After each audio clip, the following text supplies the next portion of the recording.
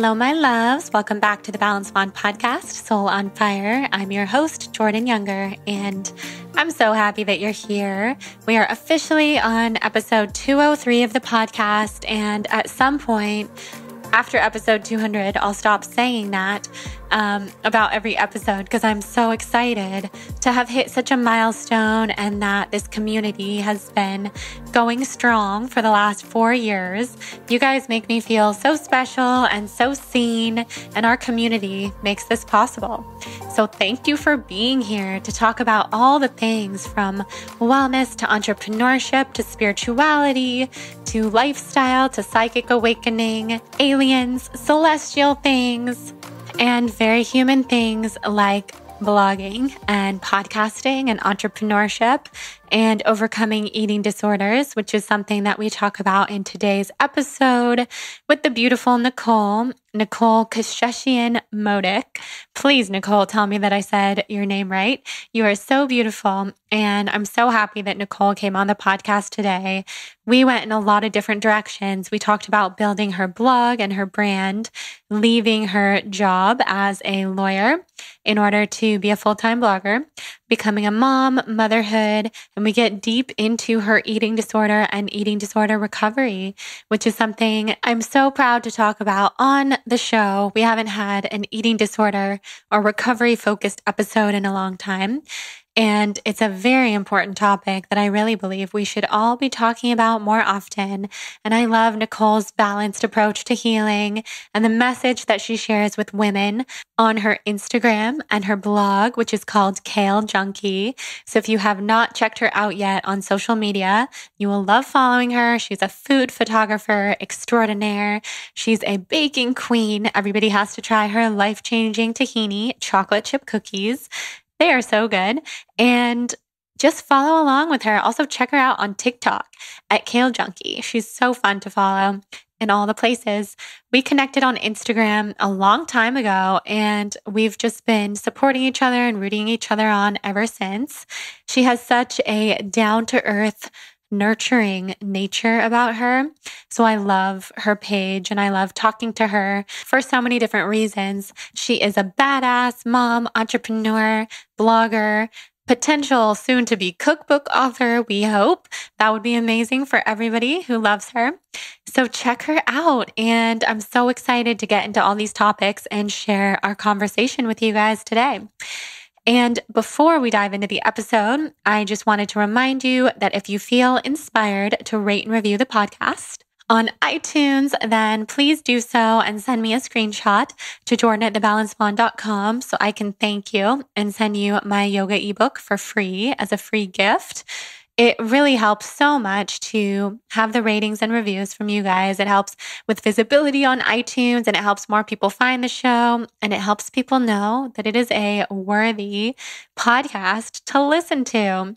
And like I said, our community is what has gotten us this far. So thank you so much for being here. And I just want to thank you all individually and love you all up and collect you up into my life.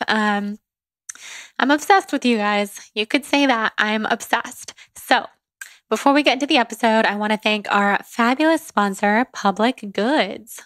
I am so obsessed with Public Goods right now more than ever because they are a one-stop shop for affordable, sustainable, healthy household products from home and personal care to premium pantry staples all in one place. So that's where we've been getting our shampoo, our conditioner, hand sanitizer, soap, basically all the household products that you can imagine. And that's because I trust them because they are sustainable. They're eco-friendly, vegan. You know, I have a lot of different properties that need to be checked off the list in order for products to be TBB approved. And they do the hard work searching the globe to find clean, healthy, eco-friendly, and innovative products like sulfate-free shampoo, organic pantry items like their amazing organic pesto, and tree-free paper products. My favorite products, like I mentioned, are the shampoo and conditioner They're easy. They make life really easy. They have travel size. They have regular size. I love the hand sanitizer. I have one in our entryway. I have one in my purse, and it's not full of nasty chemicals and additives, so I can actually trust it. And I've also gotten a lot of pantry staples on there. Everything from salt-free nuts to nut butters to matcha, everything easy that you always need that you're like, wait, I didn't realize I was running out of this. And you don't have to run out of it anymore because Public Goods has it all. You can shop by personal care, household, grocery, vitamins and supplements, and pet. So I've been recently exploring their pet items. They have cat food and cat kibble. They have cat treats. And I feel bad even saying the word treats because Hudson's in the room and it gets him so excited. So you can shop by animal if you have a cat or a dog. And you can also get gifts. You can shop by zero waste. And I highly recommend checking out their candles. Their candles are sustainable, organic. They smell amazing. You can trust that there's nothing nasty in there that will fill your house with any fumes that you don't want. And they have easy stuff. Like everybody needs dish soap. Everybody needs kitchen towels. Like everybody needs reusable bags to go to the grocery store with. So search no further and head to publicgoods.com/blonde, BLONDE, to get $15 off of your first Public Goods order with no minimum purchase. So that's right. They're so confident that you will absolutely love their products and come back again and again that they are giving you $15 to spend on your first purchase. You have nothing to lose, so I highly recommend doing it. Just go to publicgoods.com/blonde or use the code blonde at checkout. That's publicgoods.com/blonde to receive $15 off of your first order. You guys will love. Now let's head into this episode with Nicole. Yay!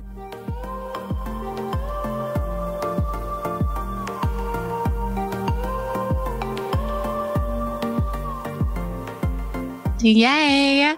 Nicole, I'm so happy that you're here. I can't believe we're finally doing this after years of talking and chatting and feeling like we know each other so well, because we do, but we've also never met, which is wild. I'm so happy that you're here.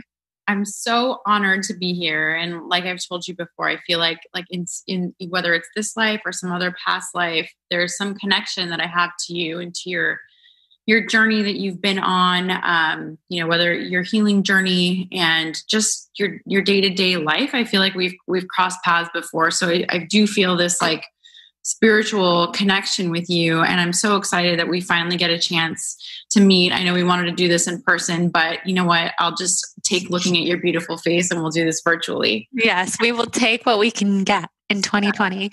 I almost forgot we had this planned in person in like February or March, and then obviously everything changed. I know. The world looks so different now. Yeah, the world is upside down, which I'm sure we'll talk about because I want to hear about how that's been for you and your life. But to begin with, I want to hear all about how you grew up, what your childhood was like, and what you thought you were going to be when you grew up, what you wanted to be. Oh my gosh, such a good question. So I grew up in a traditional Armenian household. Both my parents are full Armenian, and I went to an American school. I grew up in a very, loving household. My journey and kind of where I begin is around like 10th grade-ish, when I was like about 15 years old. My parents decided that they wanted to send me to an Armenian school. They decided that they wanted me to learn the language, be around people of my own culture, and just assimilate with people of my own background. So I left all my friends behind. I went to this school in the valley in the San Fernando Valley. And little did I know that the kids at that school had been friends, since kindergarten. So they'd grown up together. They knew each other. So was it like a kindergarten through 12th school? It was a kindergarten through 12th school. And it's hard to explain because like Armenian people in general are very close knit and they grow up together. So when somebody is kind of an outsider, even though I am culturally the same, it was a big shock. So I was not welcomed. The girls were really mean. There was a lot of bullying. It was, they didn't know how to accept somebody that was new, kind of coming into their territory. And I would sit by myself every single day in the lunchroom, wanting so badly to be accepted and wanting so bad to be friends with people that I thought would embrace me with open arms, but didn't. And at that time, like I said, sat in the lunchroom and just kind of ate all this cafeteria food and day in and day out. And then, after the course of a few months, I came home and my mom actually looked at me for the first time and said, you've gained some weight. And that was actually the first time in my life where I actually looked at my body and thought, wait, is there something wrong with me? Or, I had always just consumed food as comfort, but I didn't associate the two with weight gain or whatnot. And, growing up, my mom we have a very close relationship now, but I don't think she knew better. She was always yo-yo dieting and always doing a rice diet and doing this diet and doing that diet and measuring her self-worth based on how she looked. And I think she was trying to help me in the best way that she knew how, but it was actually the most it turned out to be very damaging. So she said, you know what, why don't we go to Weight Watchers? We could go to Weight Watchers. I'll help you. You can lose the weight. And I was really excited for that. I thought, okay, well, now that there's something, in quotes, wrong with me, let's go fix it. So she took me to Weight Watchers a couple of days later. And that was the point where I, for the first time, was able to manipulate the way that my body looked by calculating different points associated with foods. And I lost that weight that I gained in 10th grade really quickly. And then it became like an obsession. I started restricting food. And when I started depriving myself of things that I wanted to eat, I started binging because I told myself I couldn't have them. So it spiraled out of control for so many years. And we can definitely get into that too, but I won't give you a chance to weigh in here if you want.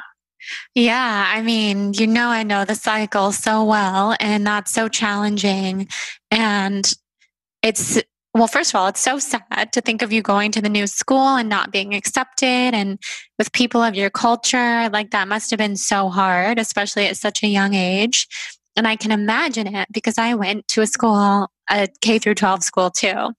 Not an Armenian school, but K through 12 in Sacramento. And I was a lifer. I was there the whole time. And I know what it was like when we would get new kids. I mean, it's not that they weren't accepted. It's so hard to come into this close-knit kind of like a family. And that breaks my heart. And so it seems so understandable to me that you would turn to something for comfort and you turned to food. That's what I tend to do as well when life feels out of control, and especially being at such a young age. It's so hard. So you started doing Weight Watchers, you lost the weight, but then it became an obsession. So how much longer was this disordered pattern of eating a part of your life? Yeah, this pattern of behavior lasted, I would say, about 15 years. Wow. From the outside, nobody knew because physically I wasn't abnormally thin by society's standards. So I looked from the outside pretty healthy. Nobody knew, but I did lose my period. I didn't have it for about 15 years during this whole time. It got to the point where I didn't think I'd be able to have kids one day. It got worse when I was in undergrad and when I was studying for the LSAT and when I was in law school, because those were all really high stress points in my life where I felt like I couldn't control anything. And the only thing that I could control was food. It was the only way that I could deal with stress. So, I mean, there were times during law school where I'd go to school and I'd come home, I'd binge on gallons of ice cream because it was something that felt so tangible to me that I could do. And then I'd purge and feel some weird sense of relief. And that made me, oddly, it made me feel calm where I could actually sit down and study for the next 5 hours. It was the weirdest thing where, but it was a cycle where every single day, this is what I needed to do to get through this really stressful time in my life. It continued into my law practice, which I'm not proud to admit because it's like you graduate from law school. I passed the bar on the first time, binging and purging, which is ironic how I did it. Yeah. But, you know, I was an associate at some big law firms and I was supposed to have it all together. And I didn't have it all together. I took the path of, going back to your original question about career path, like in my culture, in a traditional Armenian household, in general, Armenian people we're poor people. We are, from a very small country that struggles to be recognized.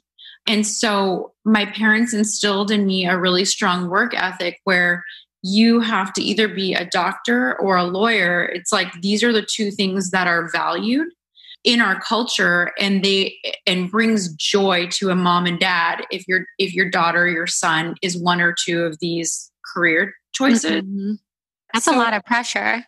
It's so much pressure. And especially, I have a younger sister. I'm the oldest. I didn't want to disappoint my dad. He came to this country with nothing and he's self-made and I wanted to make him happy. So I thought, you know what? Well, I definitely don't want to be a doctor. I mean, maybe a lawyer I can kind of get behind and I can make it a career path. It will bring him joy. But, so it was a combination of kind of going down a career path and not having the ability to tap into my own interests and figure out in my heart what career would bring me joy or happiness. And instead just kind of going through the motions and doing things in life for other people. In this case, my parents. Which is like the surefire way to be disconnected from your soul and what you want, which of course perpetuates any kind of disordered eating or any pattern that is, kind of your coping mechanism.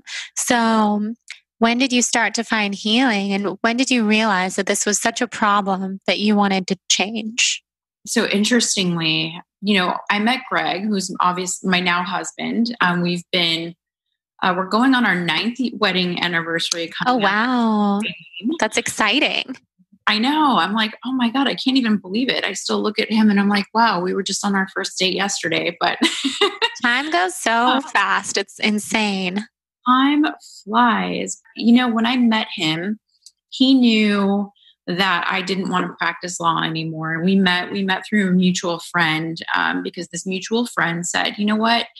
I know you don't want to do law anymore. You should talk to this guy, Greg. He's really good with career stuff. So that's how we love met. it. And then when we met, we didn't talk at all about career stuff. It was kind of like I was so attracted to him, and it was like this, like it took off. So I was still practicing law, and he did not know about my eating disorder. We got engaged and we got married, and I was carrying this like secret, and it was like I was honest with him in every single part of my life and my being, right? Like when you, as you know, like with your husband, he knows everything about you. There are no secrets. There's no stone left unturned, right? Mm-hmm. But with Greg, I knew that I could tell him, but I was embarrassed. I felt shame. I didn't want him to view me differently, to view me weak, to acknowledge that I had a problem. So one day we had already moved to the Bay Area. We just moved here. So about 9 years ago, if we've been together that long. it was late at night and he was in the other room watching something on TV. And I went in the bedroom and I grabbed a loaf of, I think it was like Ezekiel bread or something like that. And I took it in the bedroom and I was sitting in bed reading a magazine. I don't know why. I was like, normally it would be like something like ice cream or cupcakes or something like that. But I was desperate. I didn't have anything in the house. And I wanted to eat something. And so I brought this loaf of bread back there with me. And I'm reading a magazine. I had the door closed. And all of a sudden he walks in, like just startled me. And I kind of dropped what I was doing. And he comes over to me and is like, what are you doing? Like it's like kind of suspicious. Right. And I looked at him and I was like, nothing. I don't know what you're talking about. Just eating some bread. Just eating some boring bread too on top of it. Right. So he picks up the magazine out of my hand, and what dropped down on the floor was like a half-eaten piece of this Ezekiel bread. And I was mortified. I was like caught red-handed by the person who is my best friend and my confidant and the person that I had promised and that I was so honest and so transparent with. And he catches me mid binge and he's like, what's going on? And he was very kind and he was very supportive, but he also didn't understand. He didn't know how to support somebody. It's not exactly what he was thinking he was walking into when he opened. Right. So, it was that moment, which was like kind of the turning point for me, where I said, you know what, this is the first relationship where he's my husband. If I'm going to have a fair chance at a relationship that's pure and honest, this is going to be the one. I need to tell him and come clean. And so the next few hours we spent, me sharing with him what the last 10 to 12 years at that point of my life had been. Wow. That must have been such a weight off your shoulders after not talking about it to even the people closest to you for so many years. Yeah. That must have felt so relieving and scary. Totally. And I think once I told him and I felt his comfort, he didn't know how to solve it. A partner usually doesn't know what to do, but he was kind and accepting and loving, which made me feel okay sharing it. And so because the secret was no longer a secret is how I started to heal. It was like almost like mentally I took pride in the fact that I was carrying this secret around with me for so long that there was kind of nothing left. So at that point I decided, you know what, I need some help and I don't know where to turn, but this is the time to change my life, to change the things that I'm not happy with, which are my career. I'm down a career path that doesn't fill my cup or feed my soul. I'm coping with that through food, and I need to find my way out. And ironically, I had a passion for health and wellness. I always wanted to do something in that field, but I couldn't do it because I was suffering with my own issues. So. Wow. So at this time, were you already blogging? Because you have your amazing account, Kale Junkie, and blog with like the best recipes, so innovative, most beautiful food photography ever. Was this not yet a concept or had you already started? Yeah, this wasn't a concept yet. So I started my recovery with therapy. I also did a yoga teacher training while I was still practicing law, kind of just knowing that I didn't want to teach yoga, but I kind of wanted to have something else to focus on. So I started my healing journey with the food issue first. Mm-hmm. That was kind of like my first thing I needed to tackle. And then with going to therapy a couple of times a week, there was a book that I read that was called Brain Over Binge that was really instrumental in my healing, and the yoga teacher training. And immersing myself into that, I started to move away from using food to cope with life's difficulties. And at that time, Greg and I had started to want to have a kid. And I still didn't have my period after all those years. Even when I was healing, I had put on some weight, healthy weight that my body needed to have, but I still wasn't ovulating. I had to go through 3 rounds of Clomid, which is a fertility drug, to basically induce my body to ovulate. So the way the doctor would talk about it was like everything internally, your organs are working, but it's kind of like a pilot light. Like when you have a gas stove, you need something to turn on that stove. So we're going to spark that in you. So the first few rounds didn't work. I got super discouraged and felt like, you know what, I had damaged my body for so many years by binging and purging that I essentially took away my ability to have a baby. So it was a really hard time in like my relationship with Greg, because I know he desperately wanted kids, and I'm blaming myself for treating my body like total crap for so long. That's such a hard feeling. I know that feeling of just like, even just from a different point of view with having Lyme, like it's this scary feeling of, am I healthy enough to have a baby? And when that's something that you want, there is so much, like, there's just so much emotion there around that. And clearly you got to a place where you have 2 healthy, beautiful boys. So was that another round of Clomid, or how did that happen for you? Yeah. So the last round of Clomid actually worked. We were elated. We had, I think, 3 eggs that were in me. And the doctor said, well, there's a chance if you guys go through with this 3rd round that you might have triplets. Oh my God. That would be so wild. But I was so scared of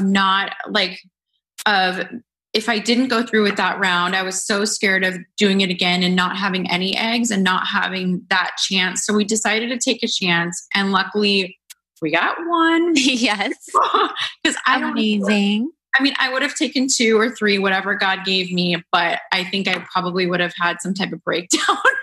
Triplets. I don't know how people do it. Jonathan's brother's sister-in-law, I don't even know how to describe this. My sister-in-law's sister has twins, and then also has 2 other kids. They're all under the age of 5. And I see them, and I used to want to have like 4 or 5 kids. And I'm just like, I don't know. That looks like a breakdown waiting to happen. Oh my gosh. Handles it so well, but it's like total chaos. Totally. I have way more respect for anybody that has twins, triplets, more than 1 under a certain age. It's a lot. For sure. And you juggle so much. So you have your sons, and I want to get back to your recovery too, but your family is so cute. You have your sons, you have your business, you have your husband, and all the things. So you healed. Basically, you had your son, and then are you still recovering from your eating disorder? You feel like you're in a healthy place at that point? Yeah. So after I had Gavin, I started my Instagram account, and he's 5.5 now. So it's been like 5.5 years since I started it. It was just a hobby and a place for me to kind of share meals that I'd make at home while I was home on maternity leave. And after about 6 or 8 months of just sharing food, I said, you know what, I I was so afraid of showing my face, because I grew up in this, in LA, where there was, and also in a family where there was so much pressure on physical appearance. I was embarrassed to show my face or my body or the person behind the food. But one day I did, and I started slowly talking about my journey with food. And I don't know what prompt, I don't know, I probably had no one following me, but I started talking about it. But at that point, I realized that there were people that connected with that message, and also realized that there were so many women, especially, that related to my story and that were going through it and also needed help and didn't know where to turn, and that were suddenly asking me for advice and for tips. And so I thought, if I can be of service in some way, if I can still continue to create yummy meals and show how I fuel myself and my body during this, during my recovery, and how I feed my family, but also weave in tips for how I've learned to accept my body, how I've learned to accept the imperfections, how I've learned to kind of deal with body image issues, and how I healed from having, from binging and purging for 15 years and turn my life around. I want to be that inspiration for other people. So that's kind of like how it started. And then I went back to work, and I think after I had, maybe 15, like 10 or 15,000 people that were following me was kind of when I started. I don't know about you, but when I started to get some paid stuff, and I started tracking my income for about 6 months. And I told Greg, I was like, I want to quit. I just want to do this full time, because at that point I was sneaking into the bathroom during my lunch breaks to post pictures of food. And I was kind of like, felt like I was like on the sly, like doing all these things, because my passion wasn't in my career. I loved food and sharing and all these things. And he was like, you can't quit. Oh my God, that is like, what do you mean you're going to do Instagram, or you're going to do your blog, or you're going to, like, he also like just didn't understand.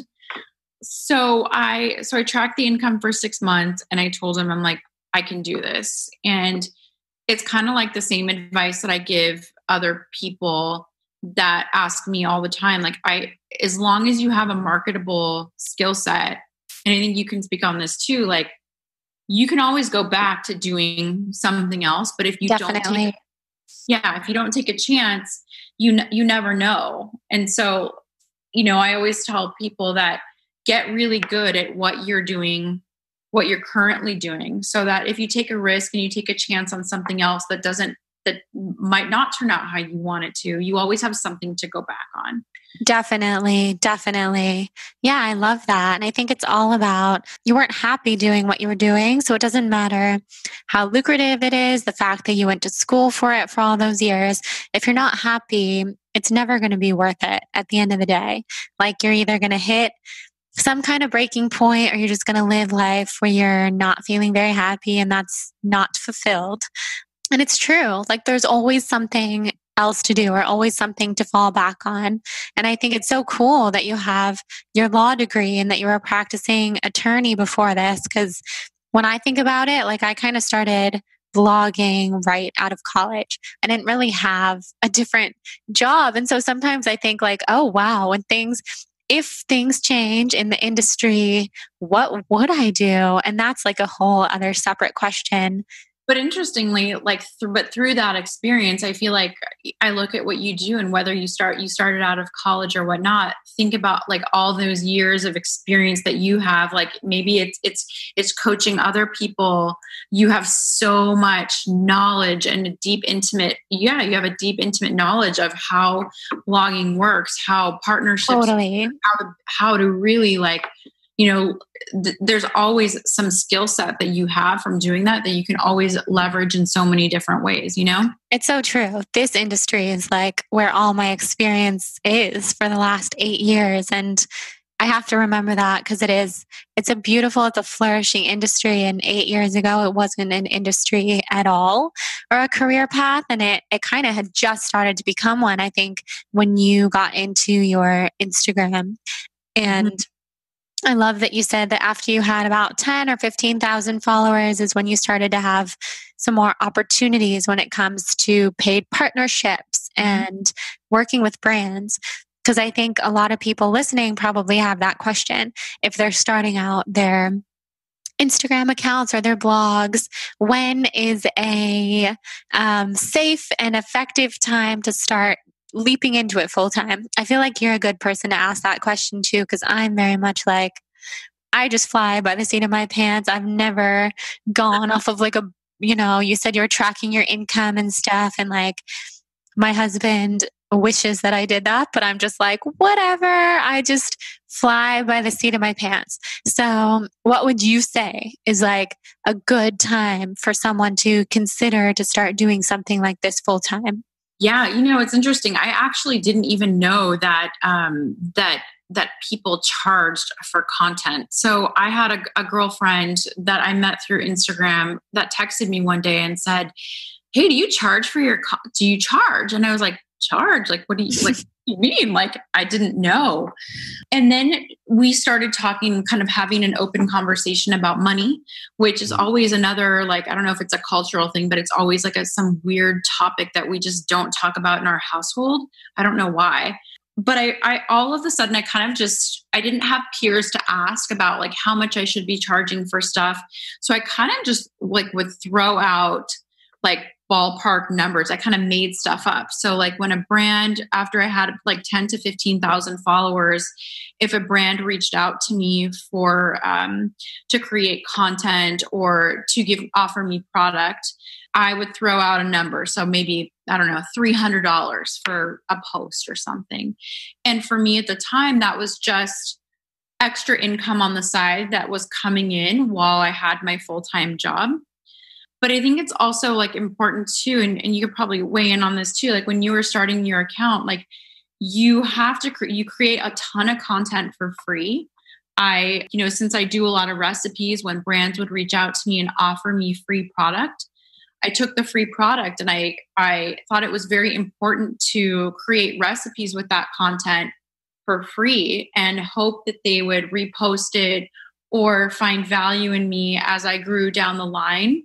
So in my specific situation, I worked for a long time, for a couple of years, obviously like not making a penny, but doing it for the pure passion of I love food.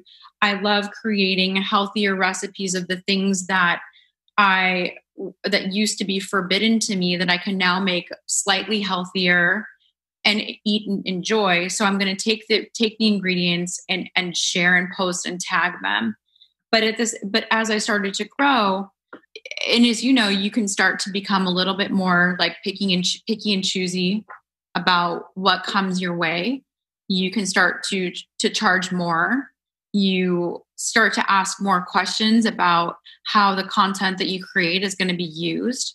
I didn't know when I was starting out that when you post something on Instagram, if they want to use your photography or your photos in their marketing materials or their ads and all of that stuff, that should be something that is compensated to you. Right. They're using your piece of content to benefit them. Exactly. You know how that goes, right? Yeah, no, I love hearing you talk about this. I totally agree with everything you're saying. And I think it speaks a lot. It speaks volumes that you did it for a couple of years just because you loved it. And I did the same thing. And I think most people who have found success in this industry have done something similar because it's about the passion and it's about the fact that you're doing it because you love it. And I think because it's become such a thriving industry now, a lot of people get into it these days with the goal of creating a career, where when I started all those years ago and when you did too, there was no question. There was no such thing. And I remember the first time that I started receiving some free product, and there was no payment, there was no charging, but I was so excited to receive free protein powders, and I would spend hours like photographing and doing giveaways, and it's great to build those relationships. Those are valuable relationships that I have to this day. Mm-hmm. And then I remember the first conversation I had with a friend of mine who worked for a swimwear brand, who texted me and said, "Can we send you some product? And what do you charge?" And I was like, well, if you're sending me free outfits, I don't think I would charge you. And she's just like, "Are you sure?" And then, of course, I put so many hours into photographing and went on vacation with those outfits. And then over time, you just learn. And this industry was new, but there was so much value in creating what is now social media marketing. Now it's a whole entire industry. And yeah, it's cool to hear more about your journey. And now you have so many people following you. You have close to 200,000 people on your Instagram. You've got this TikTok flourishing. You know, I like love every single TikTok video that you post, and it's so fun. Mutual though. I mean, your TikToks give me life, and they actually make me cry too. They're so touching. I do some lovey ones. Like your whole journey with your husband, and I like from beginning to end, like to where you guys are today. And I watch that, and I'm like, oh my God, my heart is like melted watching this. And now I'm like, okay, I got to create one too. But now I can't dig up all these photos. I know. I'm such a photo keeper. I'm like very big on memories through photos and videos and stuff. So I've always been the kind of person who spends hours digging that stuff up, which is why TikTok is awesome because it actually gives me a place to like put it all. And I love TikTok because I haven't really branded my TikTok in the way that Instagram is so curated. Yes. I'm just like, I'm going to post some funny stuff. I'm going to post some love stuff, but you have like all your great recipes on there. It's interesting. When I started TikTok, I still kind of, I feel a little directionless with TikTok because I don't know how exactly I want to, what direction I want to go. But I feel like I've started to find my focus and starting to do just only food. But interestingly, and I don't know if you've had this experience too, I find like people are not like very nice on TikTok. Like I post recipes like where there's like actually like, I don't know how it's controversial. Like when you actually just post a recipe for free designed to like help make people's lives easy. I know. But people say like the meanest things. And I'm like, I don't know. I feel like Instagram, like every once in a while I'll get, a mean message or, somebody who has a fake account will send me something or whatnot. And I've learned to just delete and block. Right. For whatever reason, I don't know, like it's like a different thing. So it's like, I think it's a different age group for one. And I think, on TikTok, it's a lot of like teenagers and preteens and it could be any age who's sending those messages, but I've always found that about YouTube as well. And now I see it on TikTok. The trolls come out to play and I don't know why, but it's so funny. I saw something funny the other day there's a lot of stuff going around like this, but it was like something that said, if you post that you love Kale, then people will write to you, oh my God, how could you forget about romaine? And now you're saying that you hate butter lettuce. And that is a metaphor for what's kind of happening in social media in general right now, which is hard. So I like that you choose to block and delete and move on. It's so strange. Strange.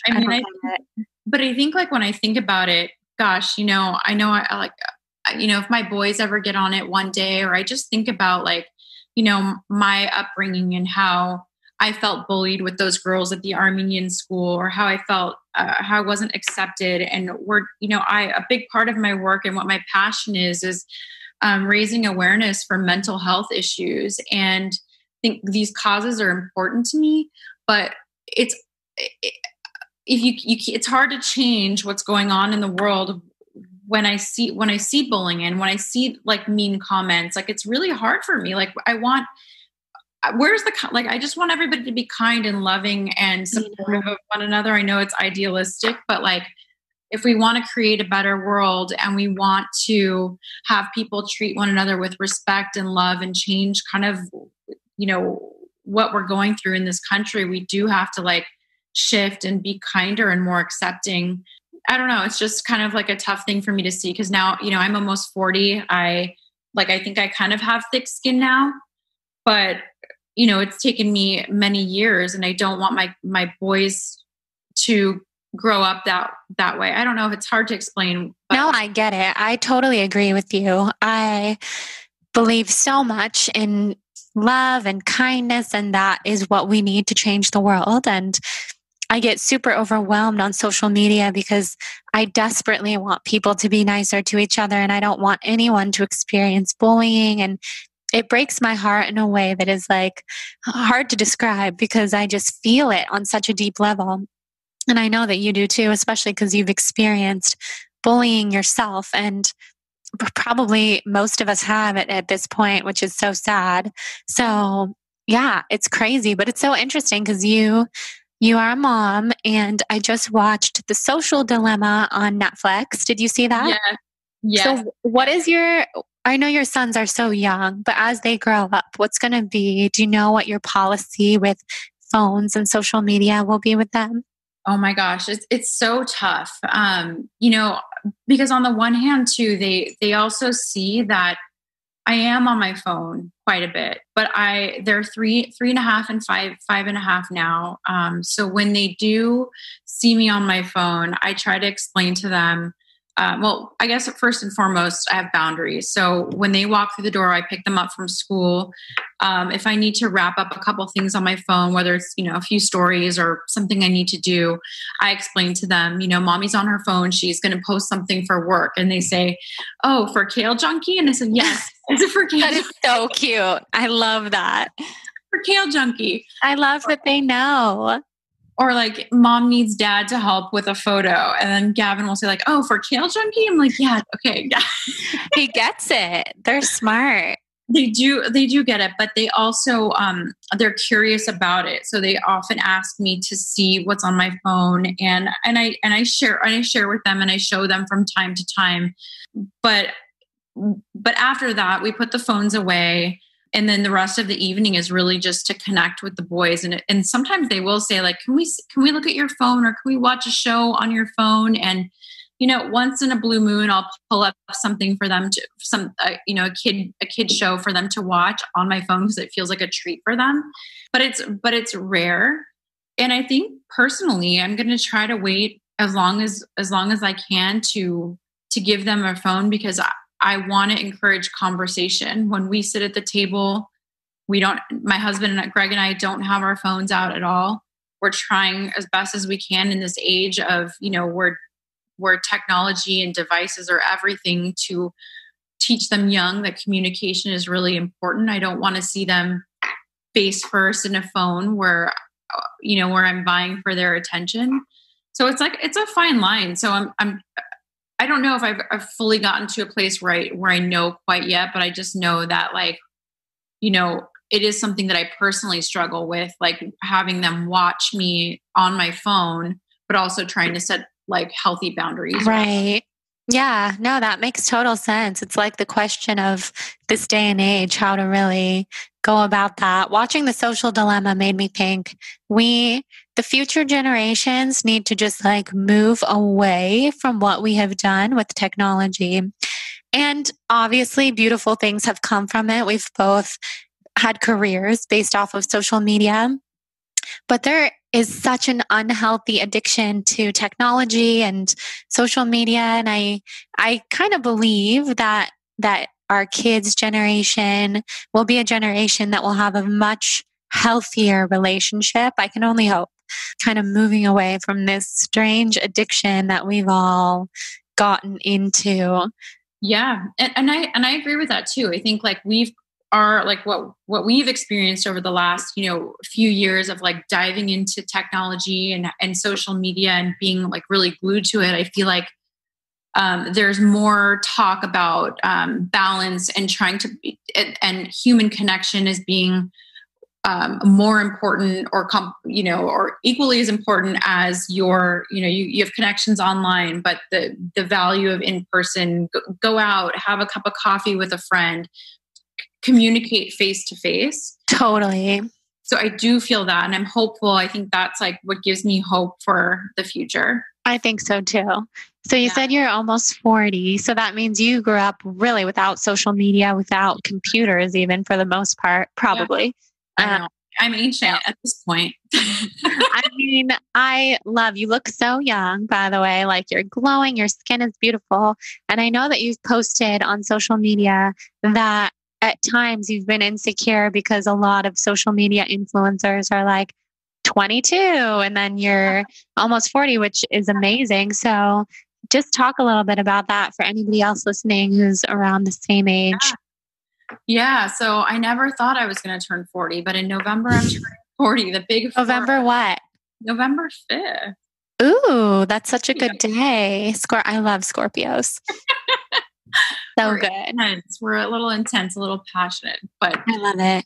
But but yeah, I think it's really important to find, your target audience. So I talk about things that apply, I think, to people in their late teens, 20s, 30s, 40s, and I think 50s and 60s and beyond. There are women and men that whether it's recipes that everybody wants to eat and everybody's looking to improve their health, but if it's topics like body image and loving your body and the skin that you're in, that applies at any age. So I just continue to, my advice is, or, what I just try to do naturally is really just to be authentic and share my normal day-to-day routines and share that this is, although Instagram, you have perfectly curated photos, that, I try to have an accurate highlight reel, I guess, so to speak, right? Pretty photos that I like and that I spend time creating, but real life behind that. And I think that connects with all ages. I think so too. Absolutely. Age is just a number. And I love what you're doing. So do you have a favorite recipe that you've made of all of your wonderful recipes? Oh my goodness. Well, I think it would probably be my life-changing tahini cookies. That's my favorite recipe of yours. They're literally amazing. I've had friends of mine, actually one of my best friends who I went to college with, she makes those and she's like, you know her? You know Kale Junkie? Because those are like famous cookies and they're so good. Well, I feel famous because I know you. So. It goes both ways.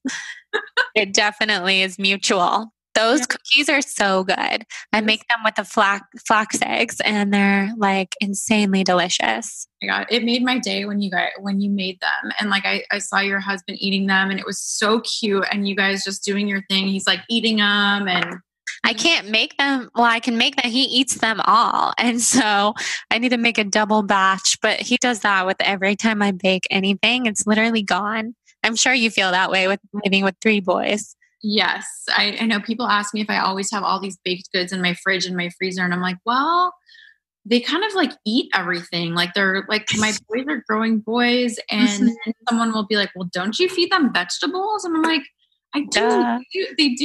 They still eat all the good stuff too. But yeah. Dessert. So they get both. That's so fun. Yeah. Balance. Who are some people that inspire you on Instagram, on or off of Instagram? You're number one. Oh, you're so kind. That is, I mean, I think you inspire people through your journey, and you also are authentic and you share, what's going on in your life. You share your healing journey with Lyme. You give other people hope. And I think for me, when I look at who I follow on Instagram, it really is people that are using their platform for good or that have something inspiring and encouraging to share with other people. I also love fashion. I love getting dressed up once in a blue moon. But for me, the most important follows are the ones that are good for my mental health. I like choosing Chelsea. She's someone who's really important to me with loving the skin that she's in. I love real foodology, always sharing the real tips for, eating real food and the importance of that. And also, some of the inequalities in our food industry and things that I didn't really know too much about or pay too much attention to.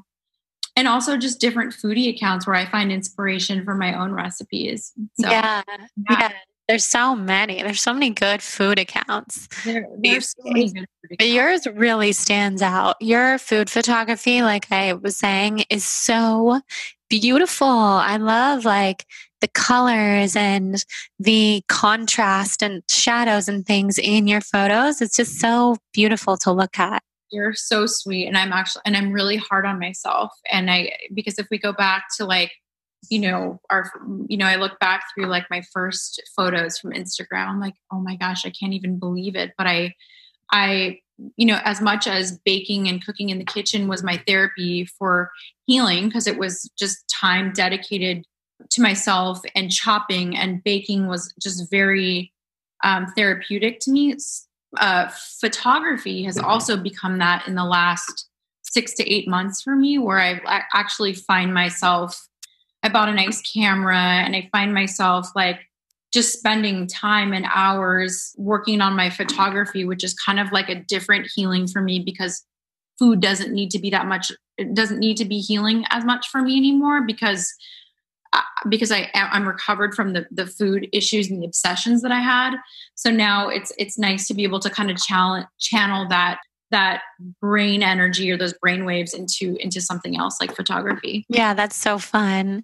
I know. I look back at my original photos too, and I'm like, what the heck? But things have changed. Instagram has changed. Like in the beginning of Instagram, it was all about using those Instagram filters that Instagram comes with, and like Nashville, and I forgot what they were all called, but all of mine were filtered that way. But at the time, it was so new and like innovative, and it looked so modern. Not as much now. It's so funny. Yeah, so I want to ask you. Yeah, I want to ask you the rapid fires that I ask everyone who comes on. What are your sun, rising, and moon signs? I know you said you're a Scorpio, you're a Scorpio sun. Oh my God. And I do not deserve to be on your podcast because Oh yeah. Okay. A lot of people don't know, but you know what you can do? Do you know what time you were born, or do you have a way of finding out? Yeah. I was born at 5:42 a.m. on November 1980. Should I look it up right now? Yeah. Let's look it up while we're talking. And my producer can always edit out the lag time if it takes me a second. Okay. But okay, so we're going to do this. So your name is Nicole. You were born where? In Van Nuys, California. Just like my husband. Oh my gosh. Date of birth is November 5th, 1980. 5:42. Okay, a.m. Yep. Okay. We're creating your birth chart. This is so exciting. I learned okay. Ooh. Okay. So your sun is in Scorpio, as we knew. Okay. Your moon is in Libra, which is my sun sign. Libra moons are like such special people. It's an air sign. It's like, that's why you're all about love and equality and being kind to people and finding balance and emotional, sensitive, like super nurturing, all of those things. And your rising is in Scorpio. So you're pretty much a double Scorpio with a Libra moon. Interesting. I could probably see that. Yes. Yes. And then there's a lot more here. I'll send you your whole chart. Yeah. But while we're doing this, because I'm obsessed with this stuff, we're also going to look up your human design, unless you've ever looked it up before. I haven't. Okay. So human design is energy types, and there's 5 different types. It's kind of like astrology, but to an even much more detailed degree. And it's all about how you exchange energy with the world, how you use your energy, like strategies for decision making. It's so fun. And I have to know everybody's who is in my life. So we're looking it up. Okay. So 5:42 a.m. And we're going to do this. We're on myhumandesign.com for anybody who's listening who wants to look it up. Oh, you're a generator, just like Jonathan, just like so many amazing people. Okay, so generators, your strategy is to respond, but there's like so much here. I will send you your chart. Oh my gosh. Sacral generator. Your profile is 1-3, which is the establisher of knowledge and truth. Oh, yeah. No wonder you are a lawyer. Love it. And there's so much. So I'm going to send you links to both of these places. Thanks. Oh my God, how funny. And so in human design, there's also like an environment. There's like valleys and mountains and all these other environments. Your environment is the kitchen. Oh my God. Places that are creative hubs where people can commune, whether that's literally a kitchen, an art studio, or whatever invokes that creativity in you. Oh my goodness. So cool. It was like made for me. I know. Wow. Because human design is spot on. I've never met anybody who is not in alignment with their human design. Like, yes, you could be living out of alignment with it, as all things, but inherently it's who you are. So you're a generator, and I'll send you all the info so you can learn. It's so fun. Are you a night person or a morning person? I'm definitely a morning person. I feel like I get my best work done like early in the day. I also wake up like an hour early before the kids wake up, because I feel like I need to have my own private time, to have my own little morning ritual with my lemon water, and then eventually my coffee. But yeah, I just need to have my time to kind of ground myself for the day and set my intentions. Love. Coffee or tea? Coffee. Same. What is your favorite workout? You know, these days, I used to love weightlifting and Barry's boot camp before quarantine and before all that stuff. But you know what? Now I feel like I've just been like walking for like long walks, that like my body right now, I kind of try to like listen to what my body needs. And I feel like in this uncertain time, my body is just craving, it's craving like more peaceful things. And for me, walking is that. So although I'm not lifting as many weights, or I'm not like feeling super strong in the gym, I'm feeling happier and more aligned, because I'm doing things that honor my body and that feel good in the moment. Yeah. I love that so much. So what's one question that you've never been asked that you wish someone had asked you in an interview? My gosh. So hard. Oh my gosh. If I could do it all over again, if I could have any career, if my parents didn't pressure me or make me pick between being a lawyer and a doctor, what would I have done? Yeah. That's a good question. I don't even have the answer for myself.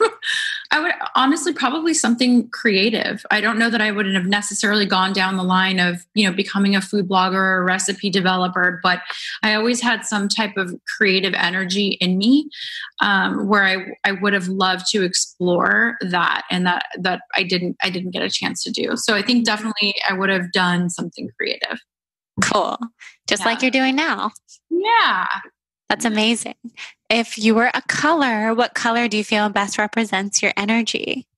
I think I like gold. Gold's my favorite color. Gold and like beiges and golds. I think they're vibrant and they give off just bold energy and passion. And to me, it symbolizes kind of like sparkly and glowing. And that's just kind of how I view my personality too.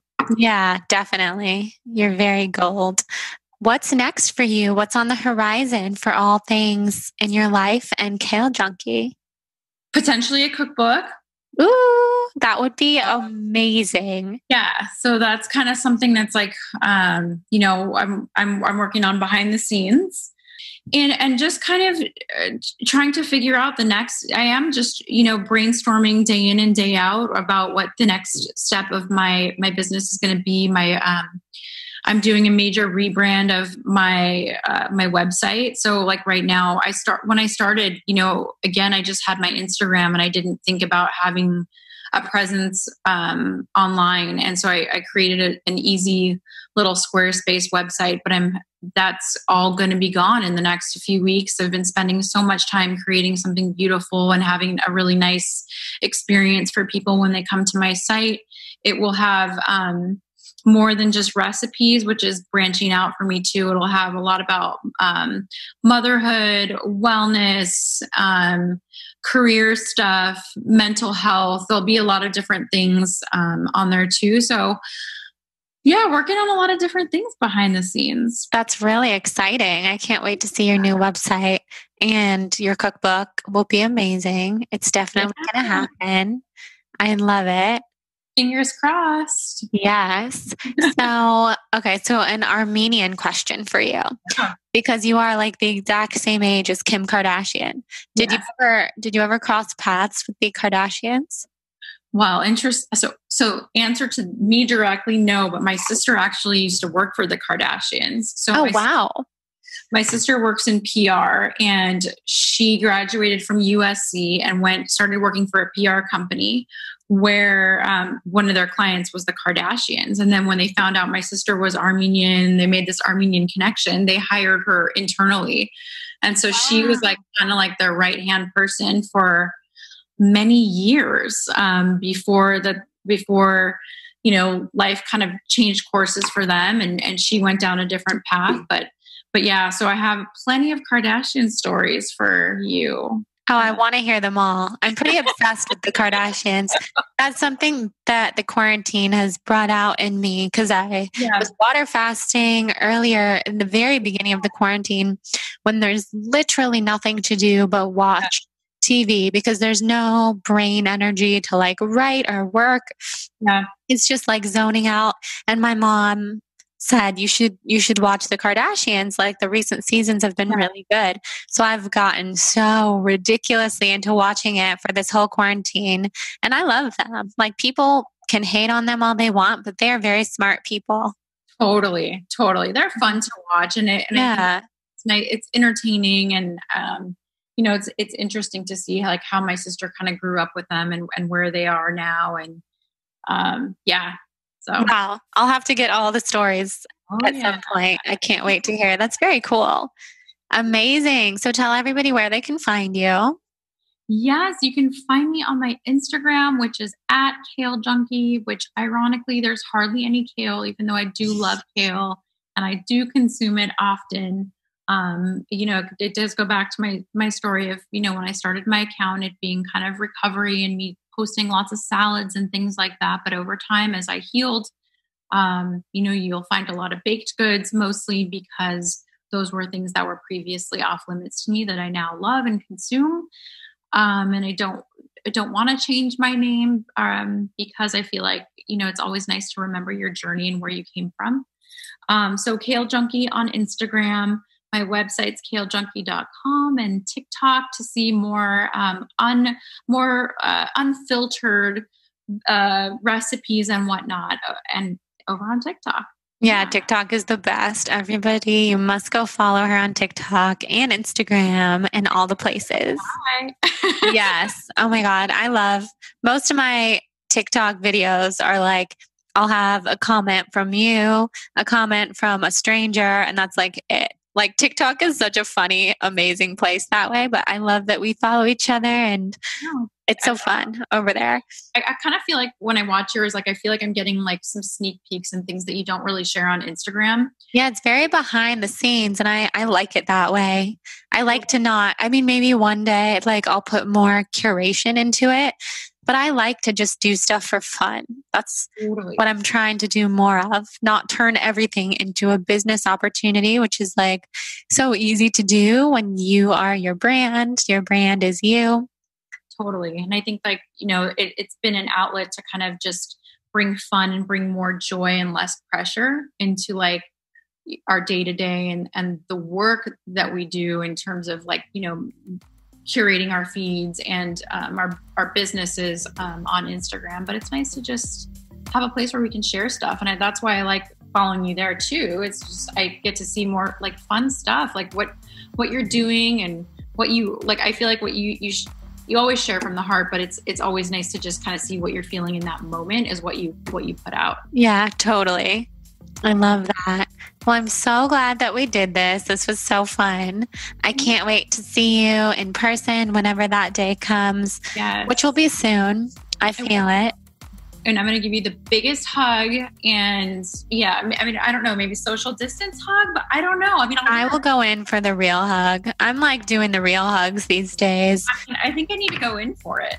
Yeah, I've been going in for it. Every time I see someone lately and they're like, are we hugging? I'm like, yes, we're hugging. Yes. That's me personally. I know everybody has a different approach. No, I need to just feel a little normal. It's so necessary for sure. But I'm honored. Thank you so much for having me. And I cherish it, and it means so much to me. So thank you. Thank you, my love. Thank you guys so much for listening to this episode with Nicole. She is just fabulous, and I could not love her more. I'm so happy to share her story and her beautiful message and her words and her friendship with you guys today. She is just a real one. She's a true blue human, and I love her so much. Check her out on Kale Junkie on Instagram and beyond. And also, if you listened to this episode and you liked it and it spoke to your heart, then tag us on Instagram and tell us that you're listening. It's such a fun way to connect with you guys and to talk to you guys and kind of put faces to what's on the other side of the podcast. So I love it. I always repost when people tag me in stories of them listening to the podcast. And I also want to thank our fabulous sponsors of today's episode, Public Goods. You can find the links and discount codes in the show notes. Very happy to share these TBB approved brands with you guys. And I hope everybody's having a very Soul on Fire day. Come join us in our Soul on Fire podcast tribe on Facebook.